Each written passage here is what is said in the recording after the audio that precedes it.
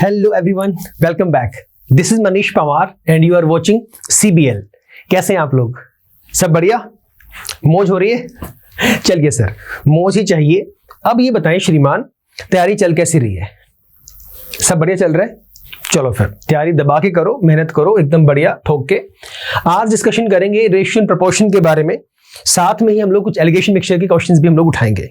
इन दोनों को हम आज कर देंगे कंप्लीट आपका, ठीक है।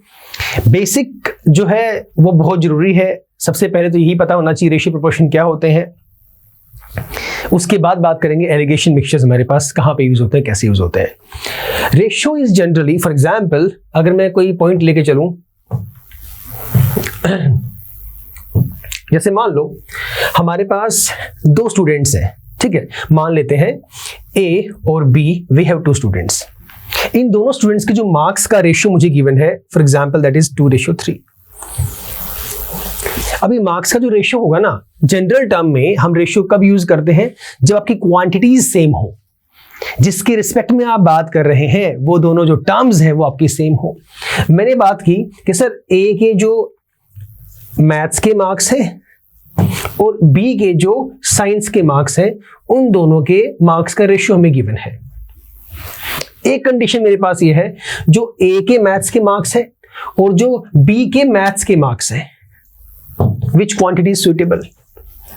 अगर मुझे कहा जाए आपको जो है रेशियो टोटल नंबर आपको गिवन है, टोटल मार्क्स आपको दिए हुए, उनके उस रिस्पेक्ट के बिहाफ पे आपको रेशियो भी दिया हुआ है, तो सबसे पहले ये जानना बड़ा जरूरी है कि यार आपकी जो दोनों क्वांटिटीज हैं क्या वो डिफरेंट है या वो सेम है।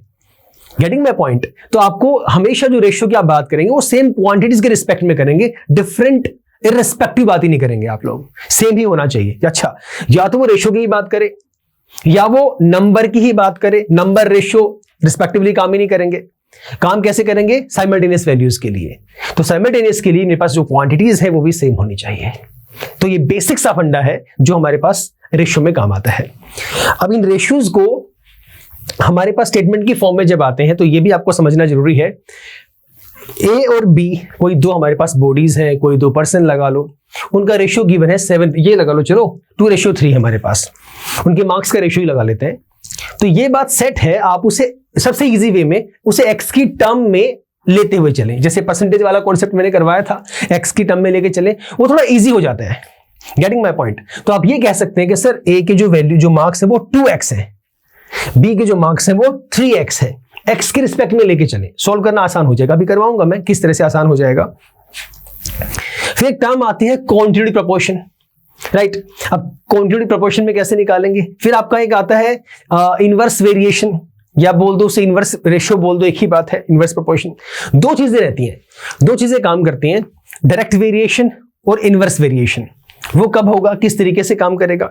डायरेक्ट तब होगा सर आपका जब एक चीज के इंक्रीमेंट पे दूसरी चीज भी दूसरी क्वांटिटी भी इंक्रीज आपकी हो with the same amount, with the same rate you can say. Inverse कब होगा? जब ये वैल्यू आपकी इंक्रीज हो रही है बट दूसरी जो क्वांटिटी वो डिक्रीज हो रही है। मतलब डायरेक्ट वेरिएशन का मतलब है यू हैव डायरेक्ट रिलेशन, एक के बढ़ने से दूसरी वैल्यू भी बढ़े या एक के घटने से दूसरी वैल्यू भी घटे, वो आपका डायरेक्ट रिलेशन है। इनवर्स रिलेशन में क्या कहता है? एक वैल्यू के इंक्रीज होने से दूसरी वैल्यू डिक्रीज हो एंड वाइस वर्सा। तो ये आपका इनवर्स वेरिएशन और डायरेक्ट वेरिएशन का कॉन्सेप्ट रहेगा।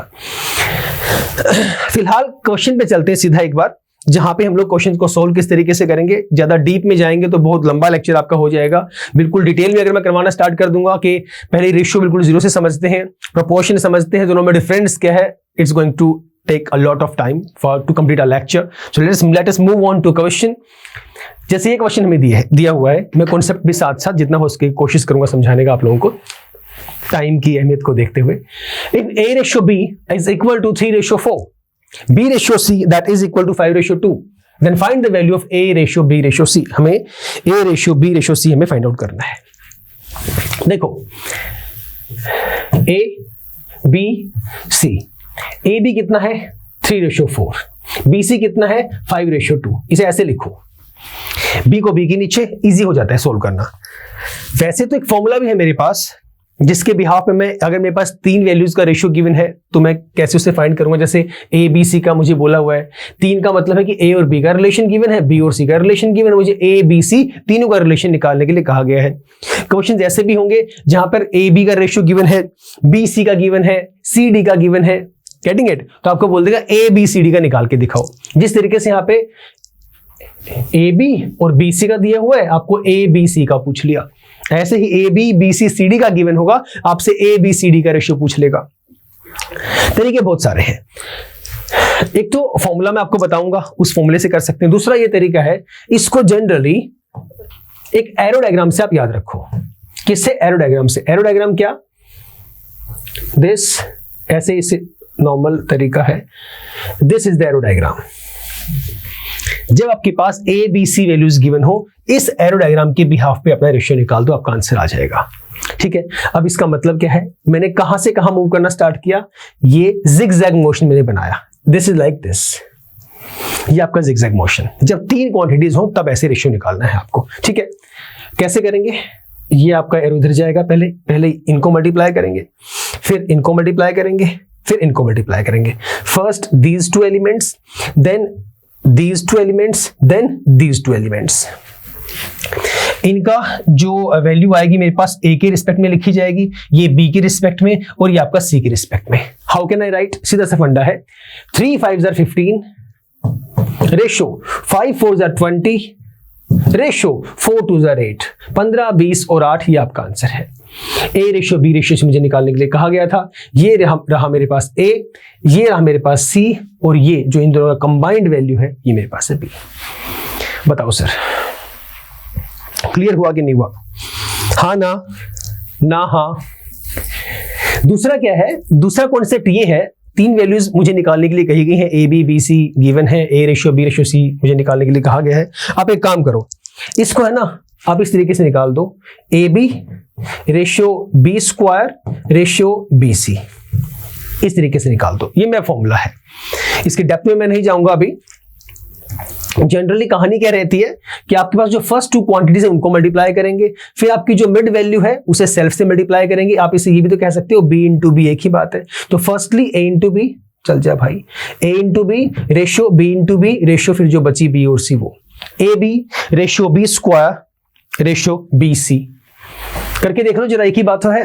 तो इस वाले में कभी कभी ये परेशानी आ जाती है, अगर मैं सिंपल इस फॉर्म में लिखता हूं तो सर यहाँ पे आपने बी तो लिख दिया, लेकिन मैं इस बी में कौन सी वैल्यू की मल्टीप्लाई करूं? इस वैल्यू की मल्टीप्लाई करूं कि इस वैल्यू की मल्टीप्लाई करूं? क्योंकि इसके अकॉर्डिंग तो ए रेशियो बी में बी की वैल्यू 4 है मेरे पास, इसमें बी की वैल्यू 5 है मेरे पास। तो इसको हम लोग नोट करते हैं जनरली b1 b2 के रिस्पेक्ट में। ठीक है, वैल्यू बी हमारे पास वही है, लेकिन ए का जब रिलेशन बी के साथ है तो वो रिलेशन 3:4 में काउंट हो रहा है। जब उसी बी का सी के साथ है तो वो रेशियो आपका 5:2 में काउंट हो रहा है। तो इसे और इजी करने के लिए just go with the arrow diagram. ठीक है, अगर ये आसान लगता है इससे कर लो, बात है कि जैसे आपको इजी लगे वैसे आप कर सकते हैं। Right sir, done. चलिए let's move on to question number 2। Question 2 क्या कहता है? क्वेश्चन 2 कहता है the ratio of A ratio B that is equal to 1:3, B ratio C is 2:5 and C ratio D is 2:3. Then find the value of A ratio B ratio C ratio D. ये हमें निकालना है। कैसे निकालेंगे? पहले values लिख लो एक बार, फिर बताता हूं। A, B, C, D. A is 1:3. B ये खत्म हो गया, A रेशियो B खत्म कहानी इसकी। B रेशियो C is 2:5, ये 2, ये आपका आ गया 5। Then C ratio D is 2:3, ये 2 और ये आपका रेशियो 3। क्लियर है सर? इसके लिए पहला पॉइंट तो वही, हमने वहां पर क्या यूज किया था? हमने ये डायग्राम अपना यूज किया था एबीसी के लिए। यहां पे हमारे पास एबीसी निकालने के लिए यहां पर क्या है? आपका A ratio B ratio C ratio D आपको निकालना है। सिंपल सा फंडा है, फर्स्ट काउंटिंग जाएगी ये वाली, सेम देखो ये और ये वाली, ये कहानी सेम है आपकी। फर्स्ट में हमारे पास ये मूवमेंट हुई, लास्ट में हमारे पास ये मूवमेंट हुई। फर्स्ट में हमारे पास सेम यही मूवमेंट है, अब ध्यान से देखो लास्ट में हमारे पास ये मूवमेंट है। Getting it? मतलब फर्स्ट वाले के लिए, लास्ट वाले के लिए, लेकिन बीच वाली दो वैल्यूज बची, वहां तो एक ही वैल्यू थी तो मैंने यहां पे इनको मल्टीप्लाई कर दिया था। यहां पे बी और सी दो वैल्यूज मेरे पास प्रेजेंट है। इसे कैसे करेंगे आप? दिस इंटू दिस, 3 2 2, और इस वाले केस में आपके पास 2 5 और 3। मतलब क्या डायग्राम बना?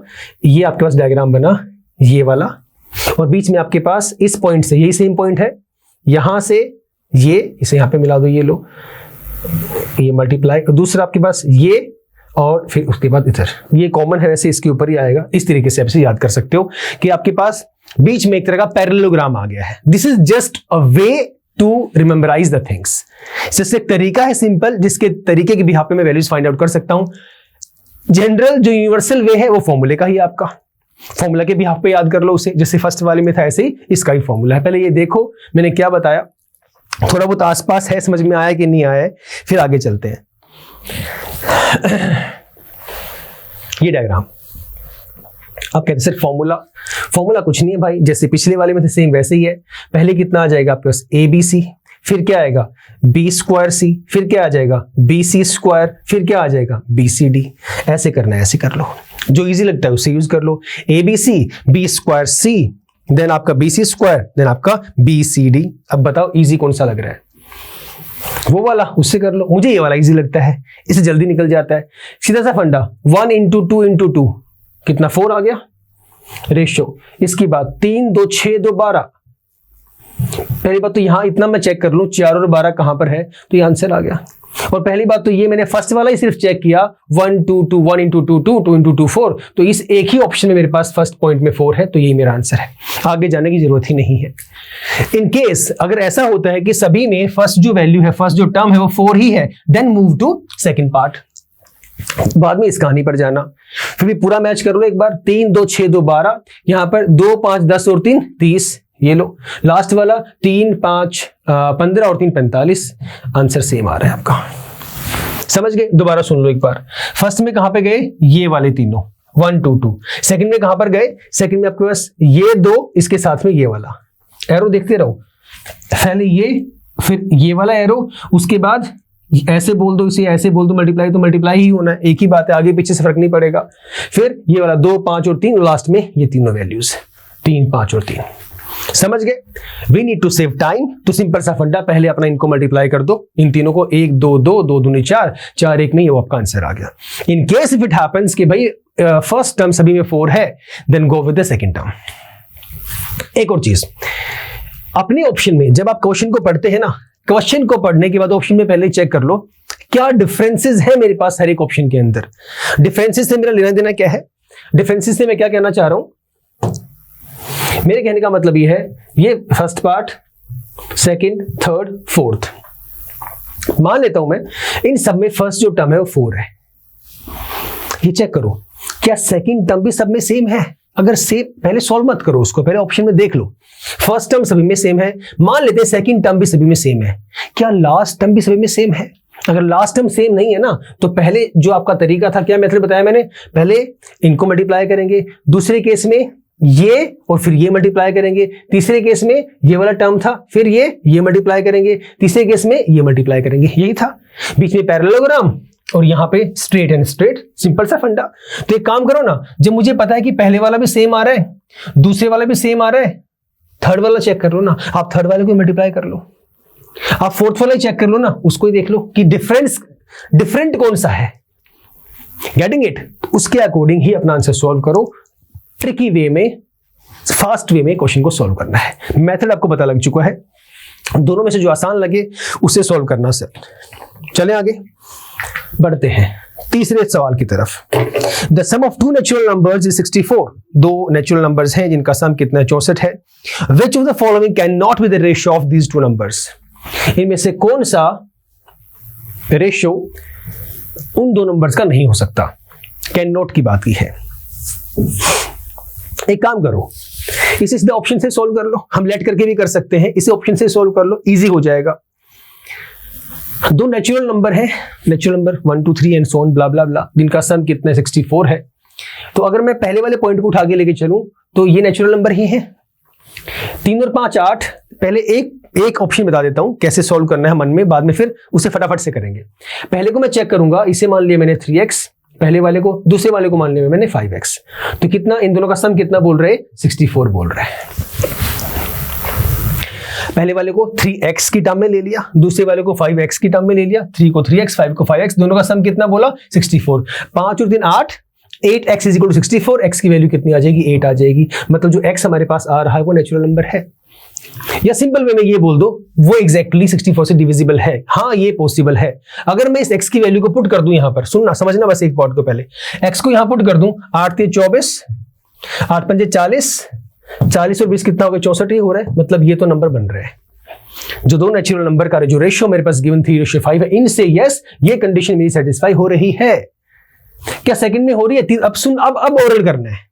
वैसे तो पहले वाला भी ओरल ही करना है, कि तो मुझे समझाना था आप लोगों को। कैसे ओरल करेंगे? सर 1:3 गिवन है यार, 1x 3x, x plus 3x 4x, 4x is equal to 64, x की वैल्यू 16 आ गई, 16 आ गई, तो 16 और ये आपका 48। Getting it? ठीक है। अगले वाले में 16 48 64 हो गया, सम सेम आ रहा है। अगले में गई 7 और 9, 7x प्लस 9x, 9 और 7 16, 16x is equal to 64, x की वैल्यू निकल जाएगी। डी वाले के पास जब मैं गया 3 और 4 7, 7x that is equal to 64। Sir x 7 के टेबल में 64 आता ही नहीं है, तो मतलब जो x का आंसर आएगा that is not a natural number. If that is not a natural number, तो मतलब जो डी वाला है that is not the right answer, क्योंकि इसने बोला ही क्या है sir? Sum of two natural numbers. Clear है ये वाला पॉइंट? समझ में आ गया? अब अगर मैं ये कहता हूं कि सर आपने ये तो बोल दिया कि 7x इज इक्वल टू 64, क्या मेरे पास यहां से x की वैल्यू 64/7 नहीं आ सकती? यार आ तो सकती है, आएगी, बल्कि x की वैल्यू यही आएगी। और इस x की वैल्यू को अगर मैं उसमें पुट कर दूंगा, अगर मैं 3x में पुट करता हूं तो 3 इंटू x कितना है? 64/7। इस वैल्यू को, और जो आपकी 4 के भी यहाँ पे वैल्यू आएगी 4x में 4 इंटू 64/7, इन दोनों को प्लस भी करोगे ना, तब आपके पास आंसर 64 ही आएगा। बात एक ही है। एक सेकंड रुकना। हाँ ठीक है, क्योंकि इसे जब सॉल्व करोगे कितना आएगा? ये आपके पास आ जाएगा, एक ही बात है, आपका डिनोमिनेटर सेम ही है।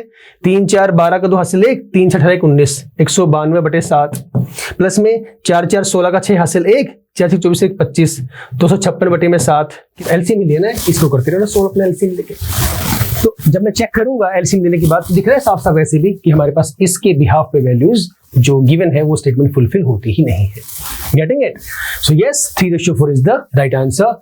This ratio can not be applicable for the two numbers whose sum is 64. Getting it? चलिए नेचुरल नंबर्स की बात कर रहे हैं, आगे बढ़ते हैं सर। क्वेश्चन नंबर 4 पढ़िएगा, दिखने में थोड़ा सा बड़ा सा लग रहा है, क्वेश्चन बड़ा आसान सा है। क्या बोल रहे हैं? There are 43,800 students in 4 schools of a city. Okay, it's half of the first, if half of the first, 2/3 of the second, 3/4 of the third, and 4/5 of the fourth are the same number of students. ये पूरा पढ़ लेते हैं और बोल क्या रहा है निकालने के लिए। Then find the ratio of the numbers of students of A and D. आपको A और D के जो स्टूडेंट्स हैं उनका रेशियो निकालना है। अगर A, B, C, D be the first, second, third and fourth schools respectively, ये आपको करने के लिए बोल रहे हैं। टोटल स्टूडेंट्स कितने हैं? 43,800। 4 स्कूल्स का डेटा है, 4 स्कूल्स में टोटल स्टूडेंट्स इतने हैं। ठीक है। If half of the first, मतलब जो पहले स्कूल के जो स्टूडेंट है, अगर उसका मैं हाफ कर दूं, क्या मुझे पता है? नहीं पता। 4 स्कूल है, A, B, C, D।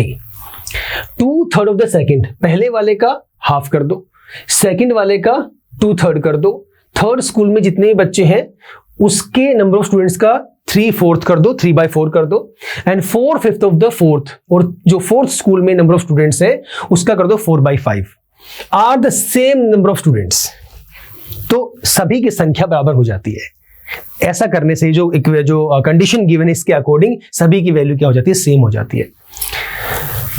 इस कंडीशन के बिहाफ पे अब आप निकाल के दिखाओ जो भी A और D का नंबर ऑफ स्टूडेंट्स है उनका रेशियो क्या होगा।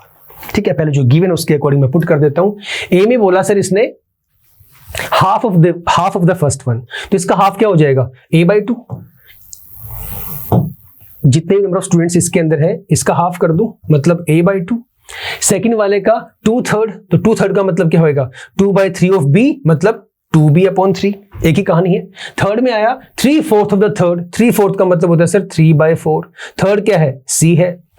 एंड 4/5 का मतलब है 4/5 of what fourth one, fourth is what d। और क्या बोल दिया, ये सब के आपस में इक्वल है। All of these values are equal to each other. अब यहां से मैं a और b का रिलेशन निकाल सकता हूं, यहां से b और c का रिलेशन निकाल सकता हूं, यहां से c और d का रिलेशन निकाल सकता हूं। कहानी खत्म। मैंने कहा था स्टार्टिंग में ही, ये क्वेश्चन दिखने में डिफिकल्ट है, लेंदी है, बट आसान है। अभी हम लोग ये क्वेश्चन करके हटे हैं। क्वेश्चन नंबर 2, आपके पास a/b दिया हुआ था, b/c दिया हुआ था, c/d दिया हुआ था। आपको a/b/c/d निकालना था। जब मेरे पास चारों का रेशियो आ गया था, कौन से वाला था, जो भी इनमें से कोई आंसर था, आई थिंक सी इसका ऑप्शन था, सी इसका आंसर था, मान लेते हैं जो भी था, 4/12/30/45 ये वैल्यू थी। इसने किसका पूछा है अगले क्वेश्चन में, ए और डी का, तो ये रहा ए, ये रहा डी। Getting it? तो सिंपल सा फंडा है सर, इसमें आपने ए बी सी डी सभी की वैल्यूज एज पर स्टेटमेंट, एज पर कंडीशन लिख ली। अब इक्वल है सारी के सारी, तो ए और बी का निकाल दो पहले। तो a/b कैसे निकाल दोगे, a/b करके। a/b कितना आएगा आपके पास, तो दिस इज 3 × 1 3, 2 2 4, कितना आ जाएगा 3 × 1 3, 2 × 2 4। जब b/c निकालोगे तो cross multiply again same 3 × 3 4 × 2, same c/d निकालोगे तो 5 × 3 4 × 4। निकालना जरा कितना आ रहा है। सारा क्वेश्चन तो बता ही दिया मैंने। निकाल के दिखाओ, इतना हो फटाफट से कर दो। a/b कितना आएगा 4/3, b/c कितना आएगा, या b/c बोल दो, एक ही बात है, 9/8, c/d कितना आएगा 16/15। बताना जरा हाँ या ना। चलते हैं फिर आगे। टोटल स्टूडेंट्स भी आपको दिए हुए हैं 43,800। इससे आसान क्वेश्चन क्या होगा सर, जल्दी बताओ यार कितना आ रहा है। सारी वैल्यूज तो लिख दी मैंने, a/b/c/d, a/b 4/3, 4/3 यहां पे आ गया, b/c 9/8, 9 यहां पर आ गया, 8 यहां पर आ गया, c/d 16/15, 16 यहां पर आ गया, 15 यहां पर आ गया। अभी करके दिखाया था मैंने वो वाला क्वेश्चन के अंदर जहां पे 4 वैल्यूज थी, a b c और d।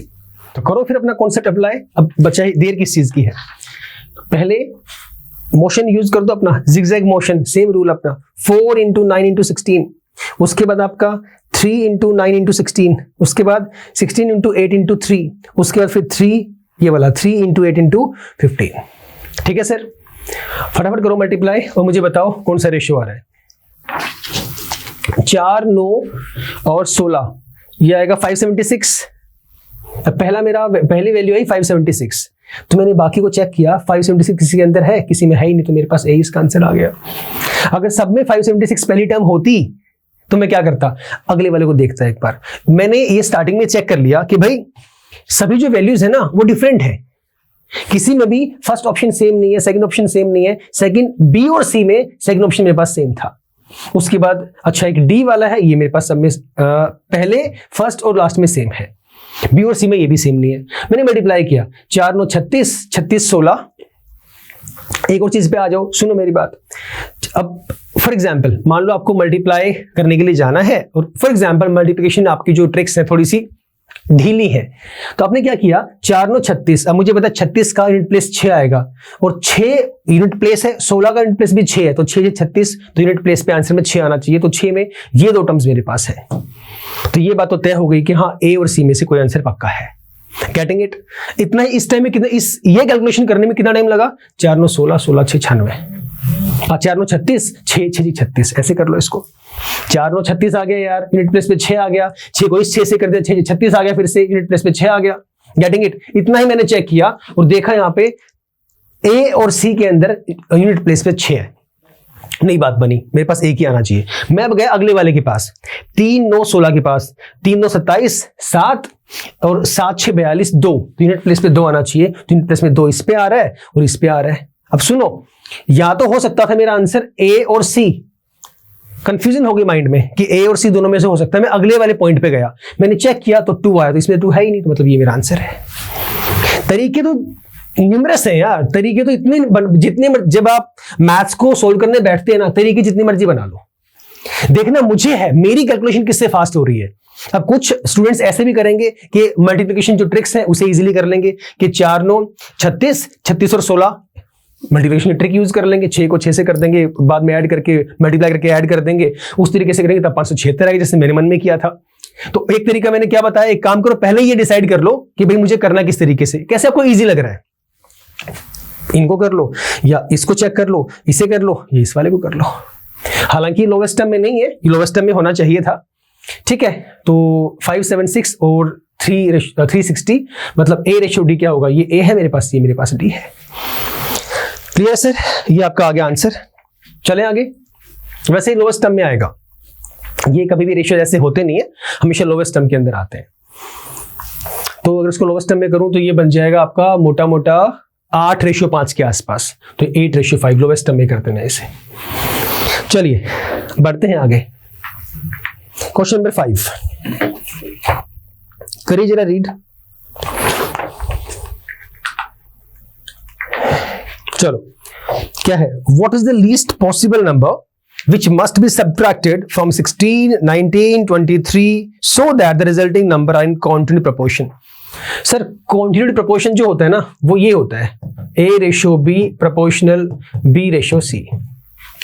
ये जो आपकी होती हैं ये एक्सट्रीम टर्म्स होती हैं, ये जो होती हैं आपकी मेन टर्म्स होती हैं। क्या मतलब है, मतलब मैं कह सकता हूं A और C की जो मल्टीप्लाई है that will be equal to B²। First term, second term, third term, fourth term. तो फर्स्ट, सेकंड, थर्ड, फोर्थ ऐसे सिचुएशन में जब मेरे पास सेकंड और थर्ड सेम हो, जब सेकंड और थर्ड दोनों ही सेम हो, तो उस केस में हम उसे बोलते हैं, ऐसे प्रोपोर्शन को बोलते हैं कॉन्टिन्यूटी प्रोपोर्शन। जब सेकंड और थर्ड दोनों सेम होंगी तब, तो ये B है तो ये B ही होगा। वैसे रूल के मुताबिक देखा जाए तो पहले वाला A होता है, फिर B होता है, फिर आपका C होता है, फिर आपका D होता है। अब मैं कह रहा हूं कि ये दोनों सेम है तो I can write it as A/B, दोनों सेम है तो C की जगह पे B पुट कर सकता हूं, एंड वाला D as it is. Now what did I say कि फर्स्ट और फोर्थ टर्म को बोलते हैं एक्सट्रीम वैल्यूज और सेकंड और थर्ड को बोलते हैं मीन वैल्यूज।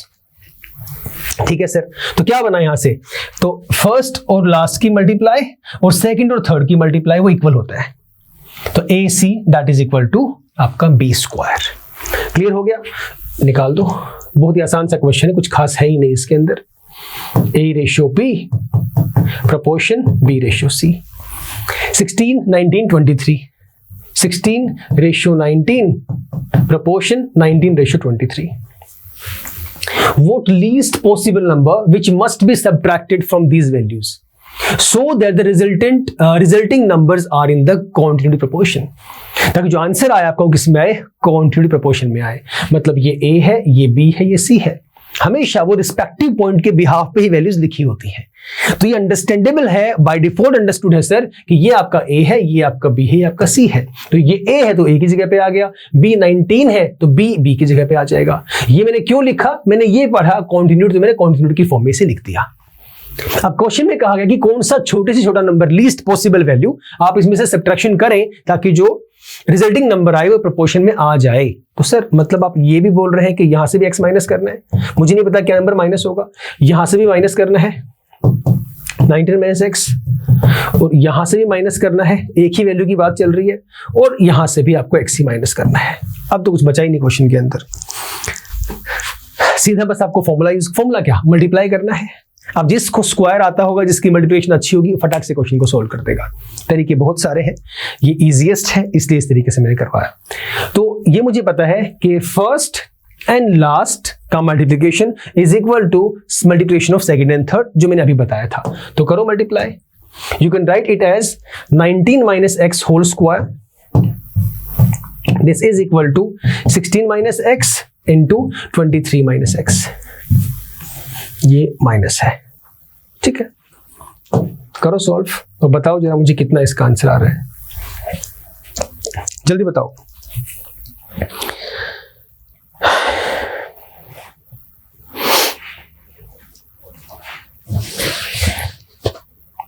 मल्टीप्लिकेशन कुछ डिफिकल्ट है नहीं इसके अंदर। a minus b whole square एक स्टेप है बस, उसके बाद कहानी सॉल्व। 19 स्क्वायर ये आपका हो जाएगा 361, a square plus b square minus 2ab 38x that is equal to 16 into 23, 16 48 का 8 हासिल 4, 16 32 और 4 36, 368 माइनस में 16x, हाँ माइनस 23x और प्लस में आपका x स्क्वायर। x स्क्वायर तो पहले ही कट हो गया आपका, x स्क्वायर चला गया आपका। x को इकट्ठा कर लो और कांस्टेंट को इकट्ठा कर लो, 361 300 माइनस 7 और 38 39, ये हो गया 1, x की वैल्यू 7 आ गई, कहानी खत्म 7। This is the answer. एक काम करो, अब मान लो मुझे इस कॉन्सेप्ट के बारे में पहले से पता है, मैंने थियोरेटिकली जब कॉन्सेप्ट समझा था मुझे पता था कि ये कॉन्सेप्ट ये होता है। मेरे सामने क्वेश्चन आया, मैंने पढ़ लिया कौन सा लीस्ट पॉसिबल नंबर मैं माइनस करूं इनमें से, ताकि जो आंसर आए वो किसकी फॉर्म में आ जाए, रिजल्टिंग नंबर्स आए वो कॉन्टिन्यूड प्रोपोर्शन की फॉर्म में आए। मेरे सामने क्वेश्चन आया तो पहला स्टेप मैं क्या करूंगा, मुझे पता है ये वैल्यूज को मैं कॉन्टिन्यूड प्रोपोर्शन की फॉर्म में लिखना है, क्योंकि वो वही मुझे बनाना है, मुझे फॉर्म ही उसी सुटेबिलिटी के अकॉर्डिंग करना है। मैं पहले क्या कर दूंगा, माइनस कर दूंगा ना। मैं सीधा स्टेप लिखना ही पता कहां से स्टार्ट करूंगा, सीधा यहां माइनस करके। पहला ही स्टेप क्या होगा, 16 माइनस एक्स। मुझे पता है ये फर्स्ट वैल्यू है, ये मुझे पता है फोर्थ वैल्यू है। समझने की कोशिश करना, मुझे पहले से पता है कि ये फर्स्ट है ये फोर्थ है, क्यों, क्योंकि सेकंड भी यही है और थर्ड भी यही है। बात चल रही कॉन्टिन्यूड की, तो फर्स्ट वैल्यू ये होगी, फोर्थ वैल्यू होगी, तो मैं सीधा स्टेप ही क्या लिखूंगा, 23 minus x that is equal to 19 minus x का होल स्क्वायर। ये मुझे पता था। अब मैं सीधा सॉल्व करूंगा, सेकंड स्टेप में तो आंसर ही आ गया मेरा। How much time will I take to solve this equation, hardly 20 second. अगर मुझे स्क्वायर्स आते होंगे, नहीं तो मैं लगा रहूंगा 19 इंटू 19 करता रहूंगा। मुझे पता ही 19 का स्क्वायर 361 होता है, कैसे करूंगा। 23 और 16 करने बैठूंगा, वहां पे सीधा करूंगा 16 3 48, 8 कैरी 4, 16 32 और 4 36 कर दूंगा तो ठीक है, नहीं तो फिर लगे रहो प्रैक्टिस करने के लिए। ठीक है सर, तो questions are easy, quant is easy, it is up to us how do we want to solve. Question number 6 सवाल है, the students in 3 classes are in the ratio 2:3:4. If the 40 students are added in each of the classes, the ratio becomes 4:5:6. पहले आपको 3 classes का ratio दिया हुआ है और बाद में ये कहा गया कि अगर आप सभी में इंडिविजुअल क्लासेस में 40 स्टूडेंट्स ईच अगर आप ऐड कर देते हैं तो उसके बिहाफ पे नया रेशियो जो बनता है दैट बिकम्स 4:5:6. ठीक है, find the total number of students in all the 3 classes. Pretty easy. पहले ये गिवन है A B C 2:3:4. मैं बोल देता हूं इसे 2x, इसे बोल देता हूं 3x, इसे बोल देता हूं 4x.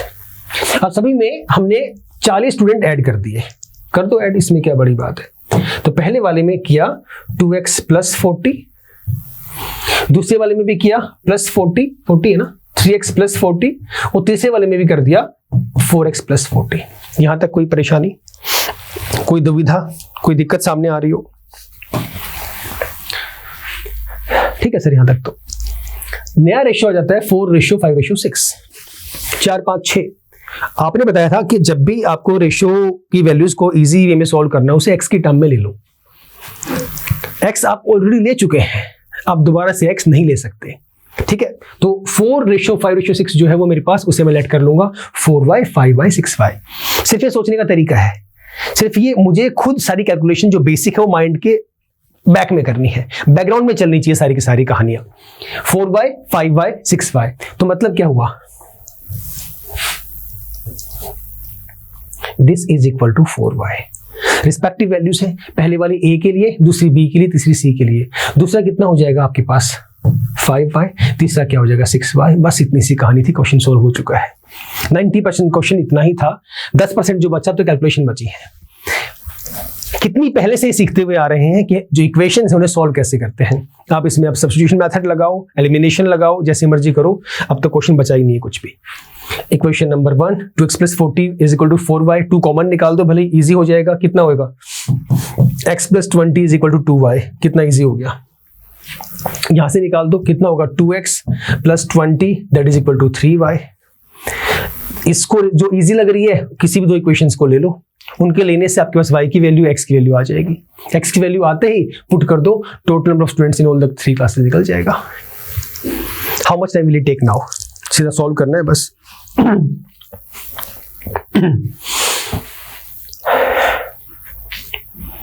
कैसे सॉल्व करोगे? कौन सा मेथड इजी लगता है ऐसी कैलकुलेशंस के अंदर? फिर से वही कहानी, जिससे इजी लगे वो करो। सबसे आसान जो होता है ऐसे वाले कॉन्सेप्ट में होता है एलिमिनेशन। अब एलिमिनेशन में पूरा करने की जरूरत नहीं है, पहले ही अपने पास इक्वेशन को देख लो कि लोवेस्ट टर्म में करने से के x plus 20 equal to 2y आया, यहाँ पे 2x plus 20 is equal to 3y आया। मैं फटाफट से देखो, सुनना मेरी बात, यहां पर 2x है, यहां पर 4x था। या तो मुझे इजी करने के लिए इसको 2 से मल्टीप्लाई करना पड़ेगा, तब मेरे पास x की टर्म सेम होगी। या मैं एक काम कर दूं, ये x प्लस 20y आ गया, ये मेरे पास 2x है। आप इन दोनों में से सिर्फ इस वाली को ही 2 कॉमन निकाल दो ना, इस वाली से। लोएस्ट टर्म में करने के बाद जब मैंने देखा कि यार यहाँ पे तो ना ये थोड़ा सा अभी इसमें दिक्कत चल रही है, मुझे सेम करने के लिए 2 से मल्टीप्लाई करना पड़ेगा, तो मैं पहले ही इस फॉर्म को चेक कर लूं कि यार मैं इसमें से सिर्फ 2 कॉमन निकाल देता हूं। रीजन बिहाइंड, यहां से 2 कॉमन निकालने से ये 2x plus 20 plus equal to 3y बन जाएगा, और वहां पर भी 2x है already, don't go with this one. इन दोनों को सॉल्व कर दो।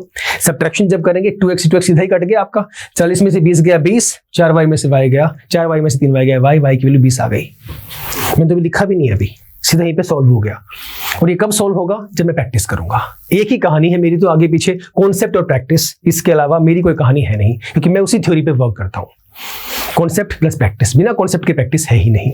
ठीक है सर, दोबारा सुन लो यहां से। अच्छा, y की वैल्यू आ गई तो y की वैल्यू भले आप पुट कर दो उसके अकॉर्डिंग, या y की वैल्यू इक्वेशन में करोगे तो x की वैल्यू आ जाएगी। x की वैल्यू कितनी आएगी? यहां पुट कर दो, इसके अंदर लगा दो, उसके अंदर लगा दो, जो आपको इजी लगती है। x की वैल्यू आ जाएगी 22, 20 आपकी वैल्यू आ जाएगी। x की वैल्यू 20 आ गई, पुट कर दो इनके अंदर। 2x 20 दूनी 40, 3x में 60 और 4x में 80, 6 4 10 18, 180 आंसर। चेक कर लो एक बार किसका मैच हो रहा है, किसका मैच नहीं हो रहा है, फिर अगले क्वेश्चन पे चलते हैं। आप y के बिहाफ पे भी कर सकते थे, कोई बड़ी बात नहीं है, एक ही चीज है।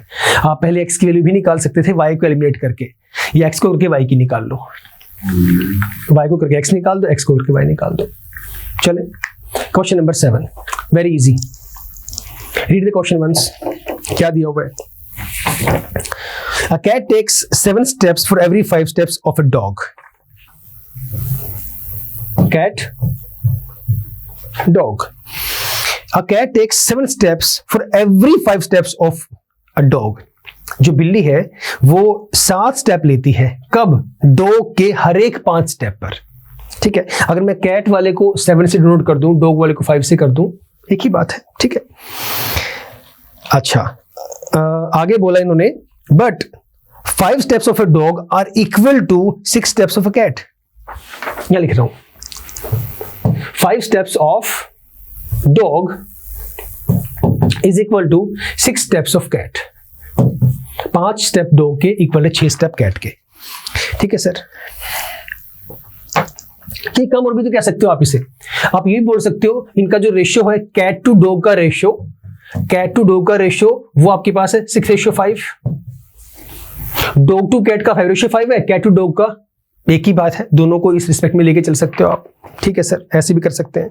आगे उन्होंने क्या बोला, what is the ratio of speed of cat to that of dog. Speed के बारे में बात कर रहे हैं, तो दिस इज प्रीटी इजी। जो actual ratio of the speed आएगा that will be equal to 7/5 multiply by 5/6। तो कितना आ जाएगा? 7:6। ये कट गया आपका 5 से 5। This is the answer. कितनी देर का क्वेश्चन था? अब जिसको ये परेशानी आ रही है ना, इन केस अगर 1% में कि सर आपने ये 7/5 इंटू 5/6 क्यों किया, इस वाली वैल्यू को आप लेके क्यों चले? अच्छा, ये एक बात सुनो, यहां पर जो 6:5 है, हाँ ठीक है, ऐसे भी कर सकते हो आप। इसे या तो ये बोल दो, डॉग को मैं यहां ले आया तो C/D हो गया, दैट इज इक्वल टू 5/6, और ये आपका बेसिकली D/C है विच इज 6/5। ये मैंने उल्टा लिख दिया, दिस इज D/C है, डॉग रेशियो कैट है, वो उल्टा लिख दिया मैंने यहाँ पे, तो ये डॉग रेशियो कैट आएगा, ये वाली पॉइंट है। मैंने वहां सीधा लिख दिया जो लिखना चाह रहा था, वहां पे उल्टा लिख दिया। वो वैसे मेरा आंसर सही है क्योंकि मैंने पुट जो यहां जो करना था वो सही पुट किया है, वहां गलती से मैंने COD लिख दिया। आपको ये देखना है कि जो वैल्यू मुझे फाइंड आउट करनी है वो किसके रिस्पेक्ट में है। सर कैट टू डॉग के रिस्पेक्ट में है, कैट टू डॉग। यहां पे कहानी क्या है, कैट टू डॉग की है, और यहां पे डॉग टू कैट की है। यहां पे आप उल्टा लिखोगे डॉग टू कैट है, तो इसको रिलेट कर दिया मैंने जो मुझसे पूछा गया है कैट टू डॉग के लिए। तो कितना हो जाएगा सर, 5/6 के रिस्पेक्ट में आ गया। सिंपल सा फंडा है, जो भी वैल्यू आपको गिवन है वो एक तरह से आप ये भी तो कह सकते हो, मैं 2 रोटी खाता हूं जब शाम 3 रोटी खाता है, समझ गए? तो रिलेशन ही तो बन गया कि मेरा कंपैरिजन किया जा रहा है शाम के साथ में, और कंडीशन भी दे दी कि किस रिस्पेक्ट में। मैं 2 कब खाता हूं, जब वो 3 खाता है, जब वो 6 खाएगा तो मैं कितनी खाऊंगा। तो ये रिस्पेक्ट, ये जो कंपैरिजन है यही इंक्रीज होता हुआ जा रहा है। तो इसने यही पूछा यहां पर what is the ratio of speed, कि किस स्पीड के बिहाफ पे दोनों मूव कर रहे हैं। अब जो स्पीड का रेशियो है वो किस किस का है, कैट टू डॉग का। तो सर ये आपको ऑलरेडी गिवन था, 7/5 इसके रिस्पेक्ट में निकालना था, तो इंटू 5/6, सिंपल एक स्टेप। इस क्वेश्चन को मैं अलग तरीके से भी कर सकता हूं, जहां पे मैं पहले मुझे जो वैल्यूज है कंडीशन को सेम करना पड़ेगा, उसके बाद मैं एलसीएम लेकर सॉल्व करूंगा, थोड़ा सा लंबा हो जाएगा। Why to go with that, तो मैं पहले ही सीधा रेशियो को इंटू 5/6 करके निकाल दूं, एक ही बात है। अगर उल्टा पूछा होता तो वैल्यू को उल्टा कर देते, ठीक है, बहुत आसान। क्वेश्चन नंबर 8,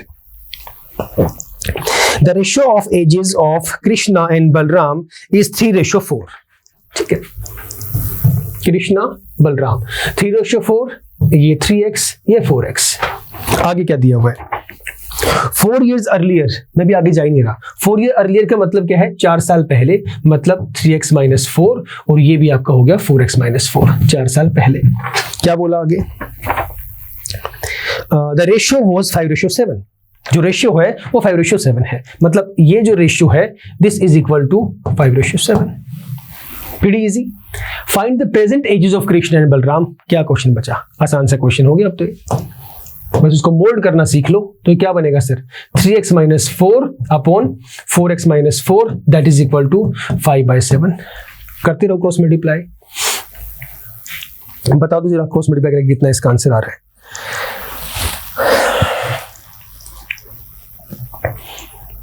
इसको ना एक तरीके से और भी कर सकते हो, ये तो चलो इजी है ही है, यूनिवर्सल आपका है ही है। ऑप्शन के पास चले जाओ। पहले इसने कहा कि 3 और 4 का रेशियो है, और 4 साल पहले वो 5/7 था। अभी कितना हमारे पास है, अगर मैं 15 और 20 को ले लूं, 15/20 को मैं लेके चलता हूं, तो कितनी आ जाएगी ये, 5 3 15, 5 4 20, 3/4। 24 और 32 को लेके चलता हूं, कितना आएगा,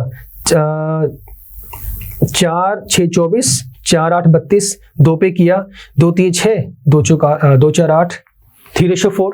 चलो 16/20 को लेके चलना, जरा इसको लेके चल पड़ते हैं। ये कितना आएगा, 4 4 16, 4 5 20, 4/5 आ गया। 32/24 को कर देंगे तो उल्टा आ जाएगा, ये वाला 4/3 आ जाएगा। ये इन्होंने यहाँ मल्टीपल में दिया हुआ है, क्योंकि ये भी रिड्यूस करने के बाद आपके पास 3/4 आ रहा है, 5 3 15, 5 4 20, और इसे करने के बाद भी ये 4 6 4 8, 2 3 2 4, ये भी आपका 3/4 में आ रहा है। दोनों ही वैल्यूज आपके पास सेम आ रही हैं। तो वैसे तो इसका आंसर 24 और 32 आएगा, ये इसका आंसर है। ये इन्होंने उसी फॉर्मेट में दे दिया, 24 ईयर और 32 ईयर आएगा। कैसे मैच करेंगे, कैसे चेक करेंगे, इस रेशियो को चेक करो, क्योंकि इसने क्या कहा है, प्रेजेंट जो रेशियो ऑफ द एजेस है वो 3/4 है, तो 3/4 किसके भी हाफ पे आएगा, वही मेरा आंसर है। इतना इजी। आपको बोला क्या गया है कि प्रेजेंट में उनके जो प्रेजेंट एजेस क्या है कृष्ण और बलराम की। ये क्वेश्चन 5 सेकंड का भी नहीं है, 5 सेकंड का भी नहीं है, जिसे कॉन्सेप्ट पता है। ये कहानी तो बाद की बात है, ये जो कहानी है ये तो बाद में चलेगी सर। अभी एजेस क्या है, मेरी एज है 20 साल, आपकी एज है 12 साल। ये हमारी एजेस का रेशियो है, रेशियो की फॉर्म में दे दिया। यहां पे मैं बोलता हूं ये ईयर्स है, ये 20 ईयर्स है, ये 12 ईयर्स है, इनका रेशियो निकाल दो 20:12, 20:12। इनको लोवेस्ट में लेके आना जरा, 4 से 5, 4 से 3। ईयर्स यहाँ पे कितने हैं? जो कृष्णा है वो 24 साल का है, जो बलराम है वो 32 साल का है। रेशियो कितना? 3:4 है इनकी एजेस का रेशियो। तो इसको मैं ब्रेक करूंगा, कितना आएगा? 6 पे कर दिया 4, 4 पे कर दिया 6, 4 पे कर दिया 8, फिर 2 से 2 3 6, 2 चौक 8, 3:4। तो यही तो 3:4 है। ये फिर से दिया हुआ है हमारे पास, एक और है, मतलब ये थोड़ा सा मिसप्रिंट है, कुछ और यहाँ पे होना चाहिए था। अब आपको सर अब ऐसे कैसे? 15 साल और 20 साल ये भी तो हो सकता है। अब मैं जब इस कॉन्सेप्ट से निकाल के जाऊंगा तो जो एक्स की वैल्यूज मेरे पास आएंगी on the behalf of 3x and 4x, वो 24 और 32 आएगी। समझ गए? क्लियर हुआ? नहीं सर नहीं हुआ। वो सब तो ठीक है, ये तो चलो हमने मान लिया कि भाई जो दोनों को करने से हमारे पास वैल्यू जो है वो 3:4 आ रही है, लेकिन हम वेरीफाई कैसे करेंगे इस चीज को? मान लो एग्जाम के अंदर यही क्वेश्चन आ गया फॉर एग्जाम्पल, अभी इनिशियल पॉइंट पे। अब देखो दो तरह के स्टूडेंट हैं, एक वो है जिसने बेसिक क्लियर कर लिया है, एक जिसने बेसिक अभी अपना कॉन्सेप्ट क्लियर नहीं किया है, ठीक है। तो उसे समझाने की अगर मैं बात करूं तो भाई इनिशियल पॉइंट ऑफ व्यू पे तो इस ऑप्शन को हटा दो, यहां पे कुछ और मैं पुट कर देता हूं। अगर मैं ऑप्शन से मैच करना स्टार्ट करूं तो तरीका और भी है वैसे इसका। सेकंड पॉइंट ये, नहीं सर मुझे तो ये ऑप्शन यहां पे लेके चलना है, यहाँ पे प्रेजेंट है, तो सर आप इसे वेरीफाई करने के लिए पहले ना एक्स की वैल्यू फाइंड कर लो। यहाँ से क्रॉस मल्टीप्लाई करके जब एक्स की वैल्यू फाइंड करोगे, एक्स की वैल्यू आपकी आ जाएगी 7 3 21, 7 चौक 28, 5 4 20 और 5 4 20। एक्स की वैल्यू आपके पास 8 आ जाएगी। अब एक्स की वैल्यू जब 8 आएगी और आप यहाँ पे इसने कहा है प्रेजेंट एजेस, प्रेजेंट एजेस में पुट करोगे तो 8 3 24 ही आएगा और 8 4 32 ही आएगा, तो 24 और 32 से आपकी वैल्यू आएगी। समझ गए? तो इसीलिए जब मैं चेक कर रहा हूं on the behalf of the values given here, तो मेरे पास रेशियो सेम आ रही है और मैं सिर्फ रेशियो को चेक करता हूं।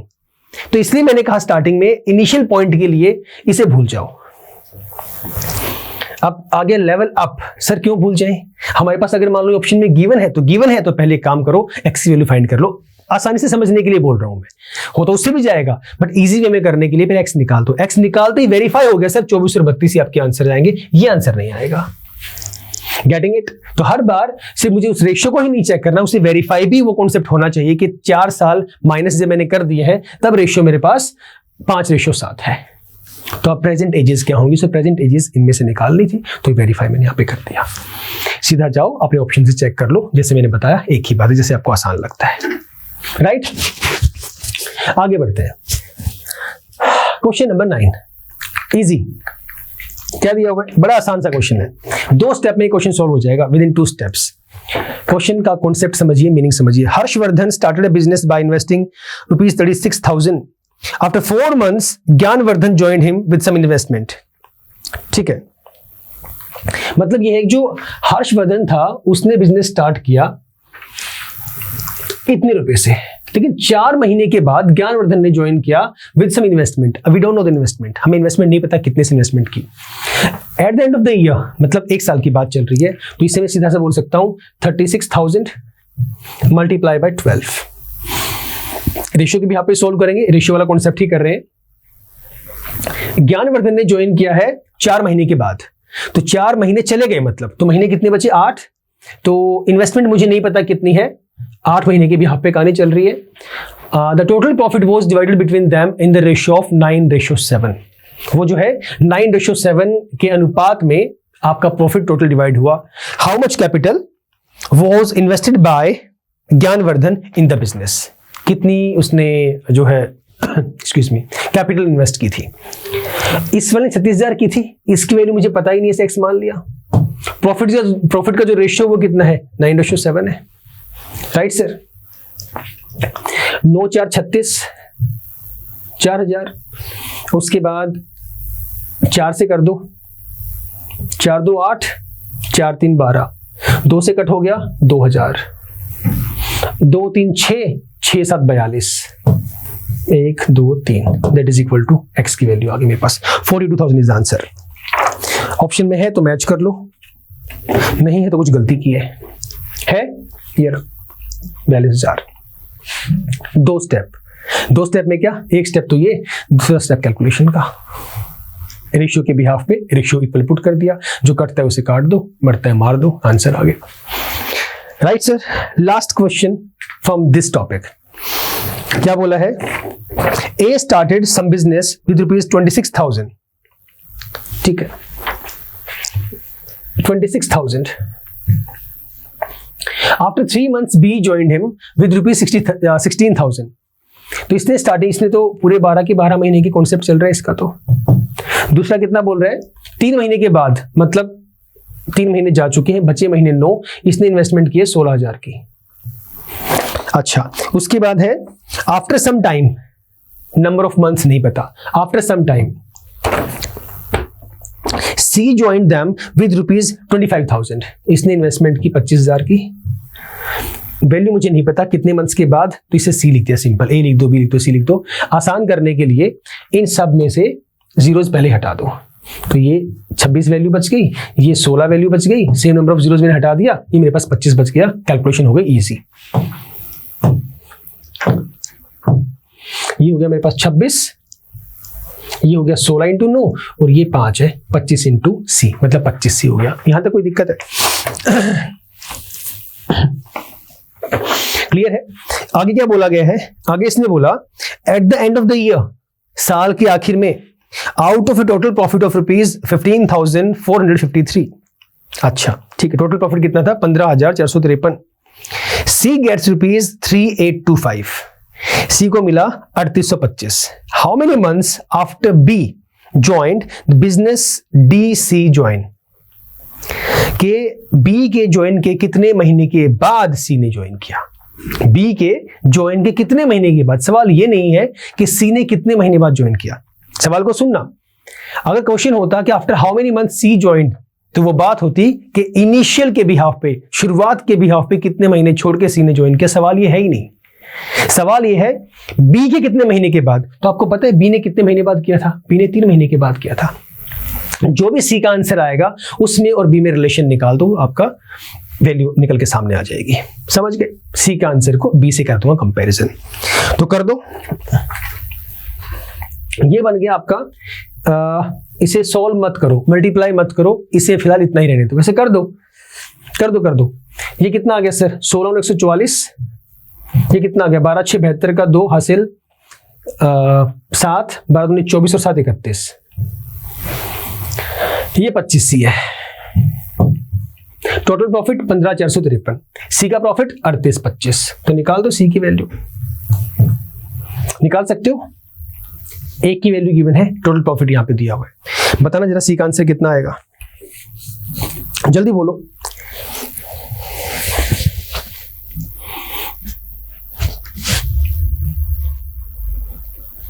आ जाना चाहिए था अब तक तो।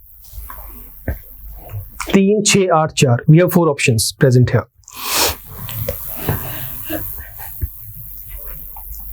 आया? क्या करना है, सी की वैल्यू निकालनी है। सी की वैल्यू है कितनी, 25C। ये तो वही क्वेश्चन हो गया ना, ये तो बेसिक क्वेश्चन बन गया एक तरह से अगर देखा जाए। सभी की इंडिविजुअल रेशियोज गिवन है, टोटल वैल्यू गिवन है, एक का हिस्सा पूछा है, सिंपल सा फंडा। तो 25C अपॉन में टोटल वैल्यू कितनी हो जाएंगी, 312 144, 4 2 6 4 1 5 3 1 4, 456 प्लस आपका 25C, टोटल वैल्यू आ गई। This value is equal to, इसका शेयर कितना है 3825 और टोटल वैल्यू कितनी है 15,453। मल्टीप्लाई कर दो, डिवाइड कर दो, ऊपर से ऊपर कर दो, नीचे से नीचे कर दो, जो इजीली हो रहा है पहले उसे कर दो। 25 से कट कर दो, 25 से इसे कर दो, और ये भी बल्कि नीचे वाले से हो ही जाएगा। देखना जरा कितने पे कट हो रहा है, 25 से 38 25। जल्दी बताओ, करो यार, करो कट फटाफट। 25 से गया अपना, ये कितने में जाएगा, ये जाएगा सर 153 पे, बिल्कुल ठीक है। ये किस पे जाएगा, ये आपका चला जाएगा 101 पे चला जाएगा, 101 पे। यहां तक कोई परेशानी?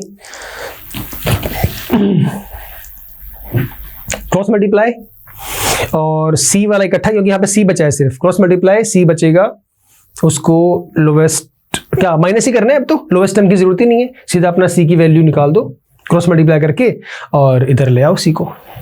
बोलो कितना आ रहा है सी की वैल्यू? 3, 6, 4 या 8?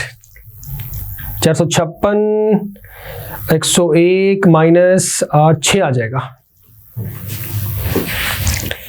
अब सी की वैल्यू 6 आएगी या आंसर 6 आएगा, ये मुझे बताओ। मैंने कहा कि सी की वैल्यू 6 आ जाएगी और मैंने टिक कर दिया वहां पे। सी का आंसर 6 है या आंसर ही 6 है। सी की वैल्यू 6 आ रही है, जो कि सी की वैल्यू 6 तो आ गई आपके पास, तो क्या आंसर भी यही सेम है आपका? इधर आना जरा एक बार। How many months after B joint business did C join? B के कितने महीने के बाद ज्वाइन किया गया? सर शुरुआत से एंड तक का जो टाइम पीरियड है वो 1 साल का है, मतलब 12 महीने हैं। 1, 2, 3, 4, 5, 6, 7, 8, 9, 10, 11 और एक 12। यहां से स्टार्ट था पहला महीना। 1, 2, 3, 4, 5, 6, 7, 8, 9, 10, 11, 12। 3 महीने के बाद बी ने ज्वाइन किया था। 3 महीने के बाद मतलब ये टोटल 9 महीने जो है आपके पास बी के थे। अब कहानी ये है, सी ने ज्वाइन किया 6 महीने के बाद। 6 महीने के बाद का मतलब क्या है? 3 ये और 3 ये, इसके बाद स्टार्ट किया है। ये वाला टाइम पीरियड है आपके सी का। सवाल ये है ही नहीं कि सी ने कब ज्वाइन किया, मैंने स्टार्टिंग में बताया था। सवाल ये है बी के कितने महीने के बाद, तो बी के 1, 2, 3 महीने के बाद किया, तो ए इज द राइट आंसर। 6 पे टिक मत कर देना, ठीक है। कैलकुलेशन आसान सी थी, सीधा कट जाएगा। सी की वैल्यू 6 आएगी और 6 भी ऑप्शन में होगा। ऐसे बहुत से क्वेश्चंस होंगे जो एग्जाम में आपकी जो वैल्यू आएगी वो भी ऑप्शन में गिवन होगा। वी डू सच मिस्टेक्स, हम ऐसी गलती करेंगे कि सर वो दिखा, फटाफट से 6 पे टिक कर दो, आपका आंसर आ गया। ऐसा नहीं होगा, ठीक है। क्वेश्चन को ध्यान से पढ़ना है। क्लियर है सर? तो ये आपका रेशियो प्रोपोर्शन के इतने ही क्वेश्चंस थे। इसके बाद we will go with alligations, right. चलिए अब बढ़ते हैं अपने एलिगेशन की तरफ। पहला सवाल आपके सामने ये रहा, क्या है?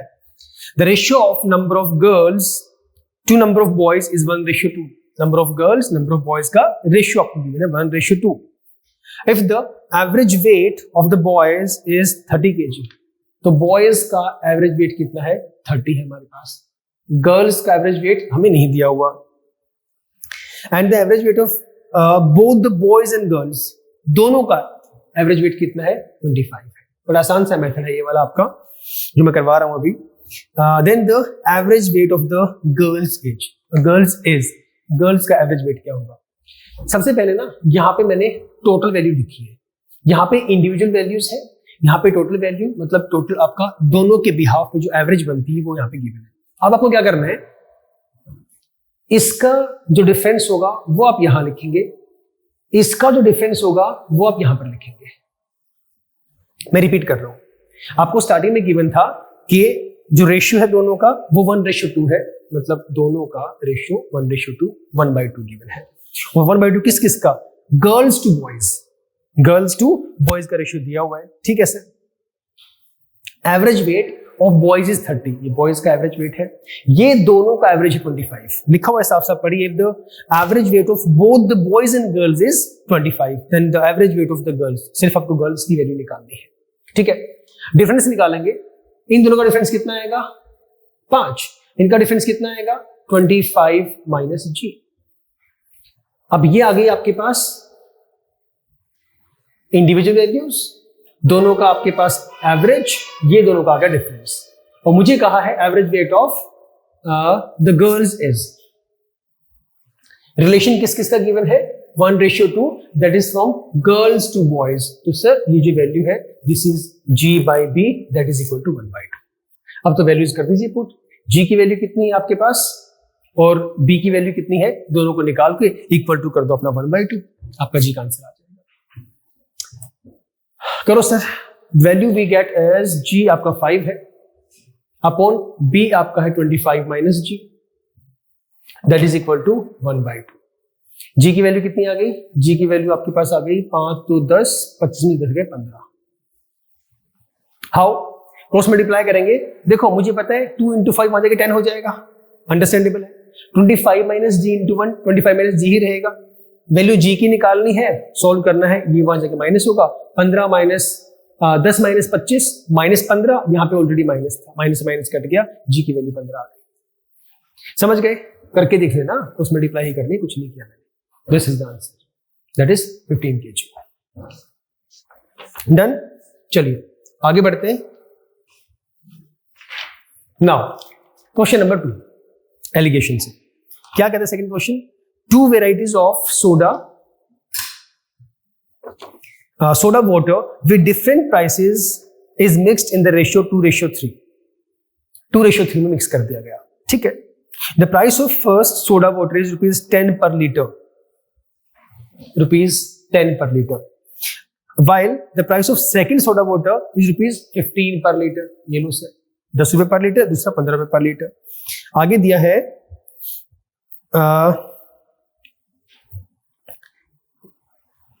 अच्छा, इसमें ये भी तो गिवन है आपका जो डिफरेंट प्राइसेस है उसे इस रेशियो में मिक्स किया गया। I left this line, 2 varieties of soda water with different prices is mixed with the ratio 2:3। 2:3 में से जो है मिक्स किया गया है। Price of first soda water is ₹10 पर litre, while the price of second soda water is ₹15 पर litre respectively. The average price of the mixture पर लीटर इज, पता ही नहीं है मुझे। पिछले क्वेश्चन के अंदर मुझे एवरेज वैल्यू गिवन थी, नहीं पता उसे क्या बोल देंगे, एक्स लेट कर लेंगे, हाँ या ना। पिछले वाले क्वेश्चन के अंदर आपके पास जो वैल्यू थी दैट वाज 25, लेकिन यहां पर मुझे गिवन ही नहीं है, उसकी ही तो बात चल रही है। कितना डिफरेंस आएगा, यहां पे मैं कर दूंगा, ये वैल्यू आएगी 15 माइनस एक्स, ये कितना आएगा sir, this will be taken as x minus 10, ठीक है। और रेशियो आपको गिवन है 2:3। रेशियो कितना दिया हुआ है, 2:3। Previously like the first question, दोनों के रेशियोज को इक्वल पुट कर दो 2:3 के। जल्दी करके बता दो कितनी वैल्यू आएगी। सेम क्वेश्चन था, कुछ नया क्वेश्चन था नहीं, बस इसके अंदर मुझे ये वाली वैल्यू नहीं पता थी। रूल तो वही है सारा का सारा, डिफरेंस निकालने वाला, डिफरेंस हम लोगों ने निकाल दिया है। कितना आएगा, फर्स्ट वाली value that I have is x minus 10 with respect to 15 minus x and this is equal to 3/2। अब ये 3/2 क्यों आ गया सर, क्योंकि मैंने पहले कौन सी वैल्यू लिख दी, x माइनस 10 लिख दिया। तो 2:3 की बजाय क्या हो गया, 3:2, क्रॉस मल्टीप्लाई कर दो तो कितना होगा, 2x minus 20 that is equal to 45 minus 3x, ये हो जाएगा 5x that is equal to 40 20 60 और 65। x की वैल्यू कितनी आ गई, 13, x इज माई 13।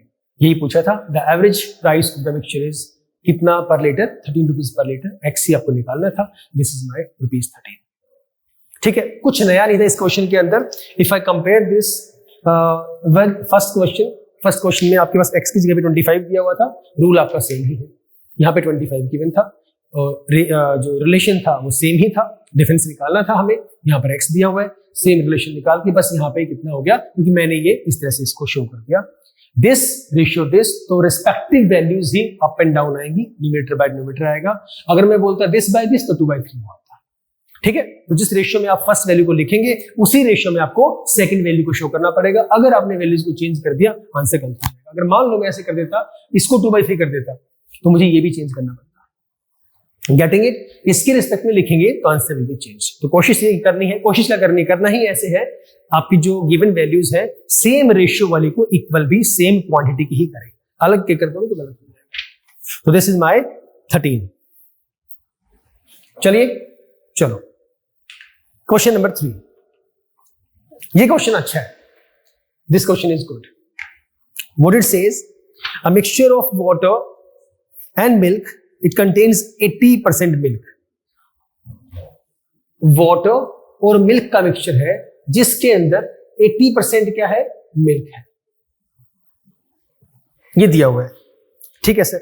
एक काम करो, ये मिल्क हो गया, ये वाटर हो गया, इन दोनों को कंबाइन होकर जो मिक्सचर बनेगा उसमें इसने कहा 80% आपका मिल्क है, टोटल वैल्यू कितनी होती है 100%। सो वाटर कितना होगा, ऑटोमेटिकली 20% आएगा, यस और नो, ठीक है।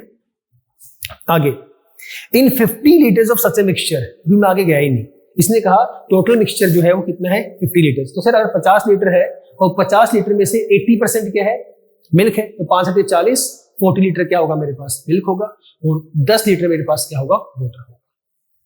40 लीटर की 0 है, ठीक है। 40 लीटर्स मिल्क, 10 लीटर वाटर। अब चलते हैं आगे।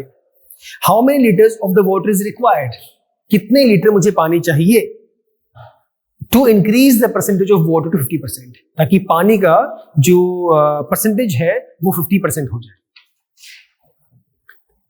इसमें कितना लीटर मैं प्लस करूं कि जो परसेंटेज है वो 20 से बढ़ के 50% हो जाए। यहां भी टोटल वैल्यू तो 100% ही है ना, सब जगह पे 100 ही होती है, यहां भी टोटल वैल्यू तो 100% ही होगी, हाँ या ना, होगी ना। अब ये इसके बारे में कुछ बात हुई है क्या? इसके बारे में कोई बात ही नहीं हुई है। उन्होंने क्या कहा कि ये 40 लीटर था, उतना ही है क्योंकि ये कांस्टेंट है, ये चेंज ही नहीं हुआ। सर ये कहां लिखा गया है?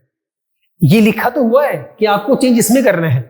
अब मैं इस 20% जो पानी जो कि 10 लीटर है, इसमें कितना लीटर प्लस करूं कि 50% बन जाए, इसके चेंजिंग की कोई बात ही नहीं हुई है। तो नहीं हुई है, मतलब ये जो आपकी क्वांटिटी है ये आपके पास सेम ही है, ये तो 40 लीटर ही है। Getting it?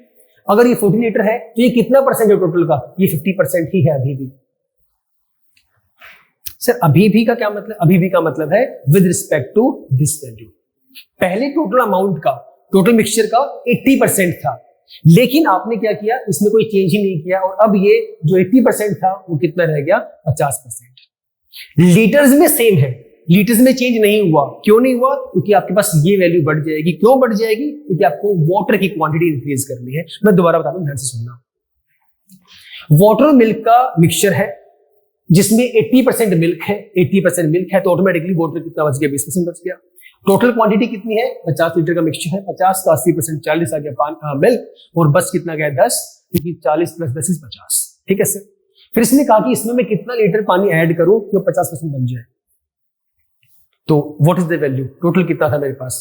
50 लीटर, यहाँ पे कितना बन गया? 10 लीटर। तो इसमें मुझे 50 बनाने के लिए 30 लीटर इसमें मुझे प्लस करना पड़ेगा। तो 30% कितना हो जाएगा?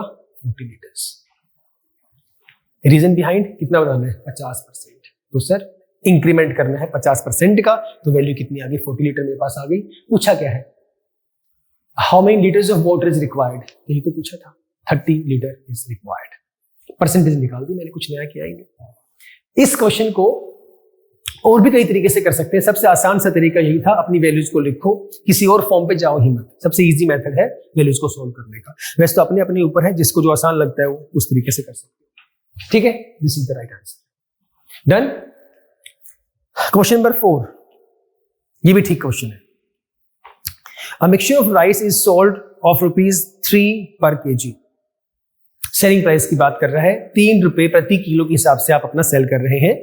आगे बोला गया this mixture is formed by mixing the rice of ₹2.10 and ₹2.52 पर केजी। एक बात मुझे बताओ, पहले तो मैं आगे बाद में जाऊंगा, अगर इस पॉइंट की बिहाफ की मैं बात करूं तो मुझे एसपी निकालना हो, सेलिंग प्राइस। मुझे इनिशियल वैल्यू नहीं पता, तो मैं क्या करूंगा? x प्लस 25% ऑफ x, हाँ या ना? यही होगा। वैल्यू मुझे नहीं पता, उसमें कितना प्लस कर दूंगा? 25% ऑफ x। अब सर 25% ऑफ x की बात क्यों कर रहे हैं? 25% कहां से आ गया? ये कब लिखा हुआ है? What is the ratio of price of cheaper to the costlier quality in the mixture if the profit of 25% is being earned?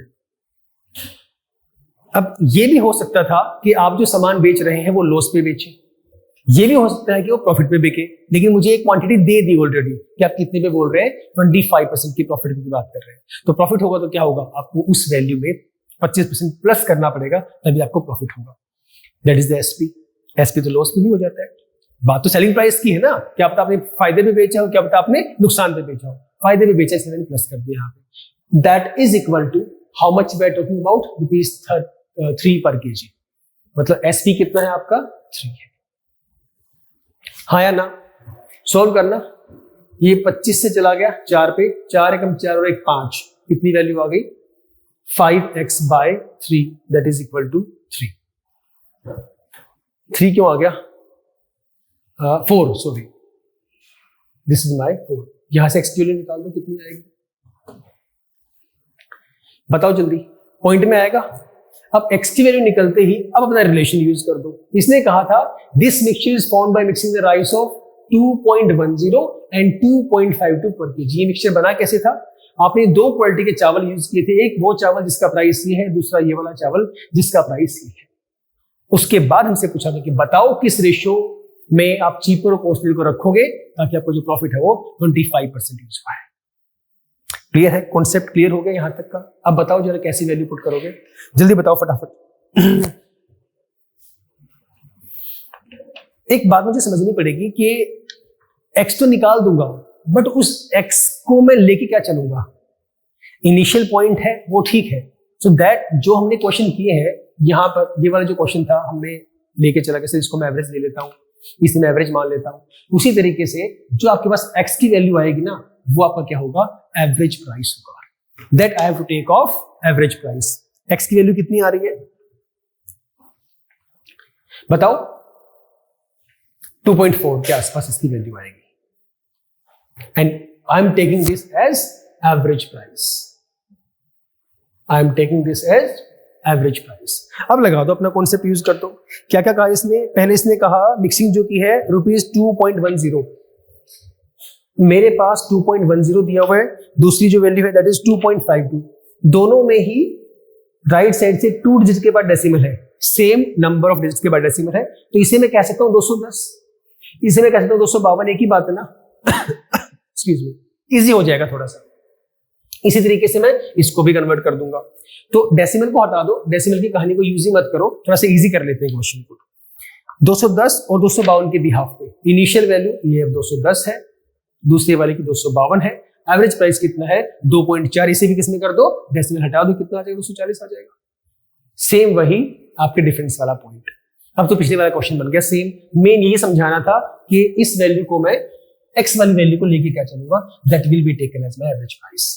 अब तो निकाल दोगे, अब तो कुछ खास डिफिकल्ट है ही नहीं। कितना आया 240, 252, ये आ गया 12, 210 और 40 गैप, ये आ गया आपके पास 30 वैल्यू आ गई। Pretty easy.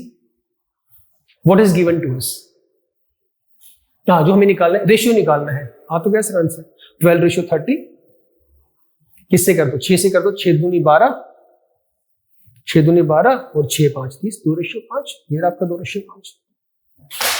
आंसर यहीं पे आ चुका था आपका, बस मुझे इसको समझना था कि एवरेज प्राइस से लेके चले।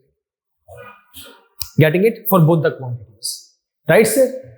बहुत आसान से क्वेश्चन है, सारे आसान है वैसे तो। क्वेश्चन नंबर 5 क्या कहता है, 5 kg of superior quality of sugar, 5 kilo superior quality की चीनी है, ठीक है। It is mixed with 25 kg of inferior quality of sugar.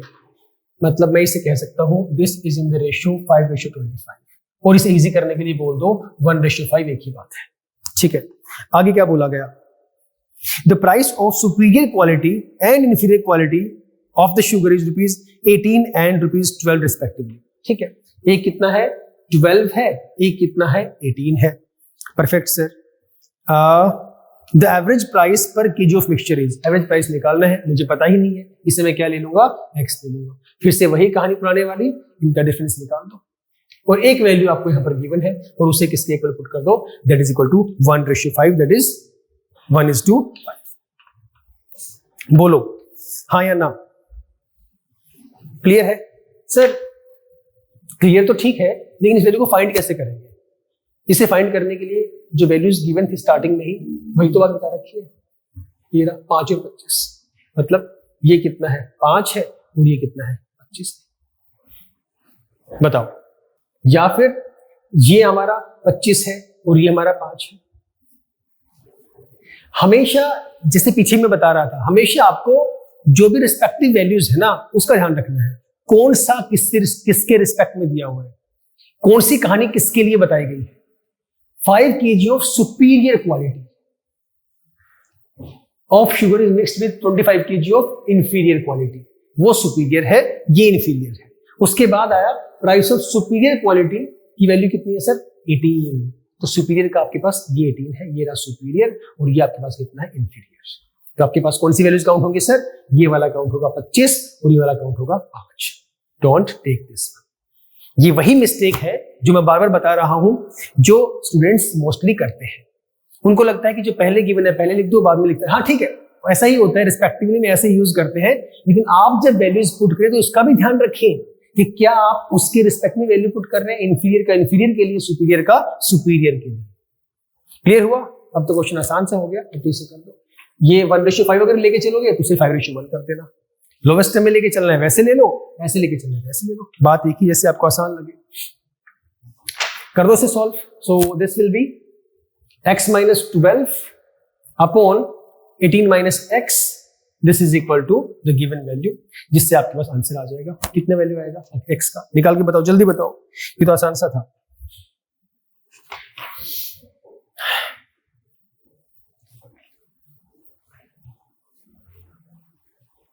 लिख लो, ये लो, 25x minus 12 into 25 that is equal to 18 into 5 minus 5x। x को सेम कर दो, मतलब वेरिएबल को एक साइड ले जाओ, कांस्टेंट को एक साइड ले जाओ। 12 25 12 25 60 0 6 24 30 300 और 15 8 120 x 2 3 x की वैल्यू 13 आ जाएगी। This is value of x। कर लो मल्टीप्लाई, कर दो डिवाइड, x इज 13। ये मुझे निकालना था। So the average price per KG of mixture is 13 rupees. बताइए सर। तो I think this was the last question. Yes, this was the last question.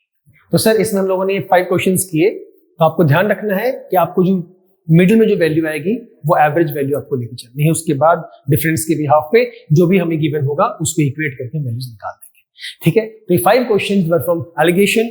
उससे पहले हमने शायद आई थिंक 10-11 क्वेश्चंस के आसपास हम लोगों ने किए थे रेशियो प्रोपोर्शंस। ठीक है, तो फिलहाल इतना ही। मीनिंग नेक्स्ट क्लास में अपना प्रैक्टिस करिए दबा के, जितनी ज्यादा उसके कॉन्सेप्ट पहले समझो, उसके बाद करो प्रैक्टिस। जो भी डाउट होता है लेट मी नो, राइट? चलिए sir, I will see you in the next class. Till the time stay safe, stay healthy and keep smiling. Bye bye, take care.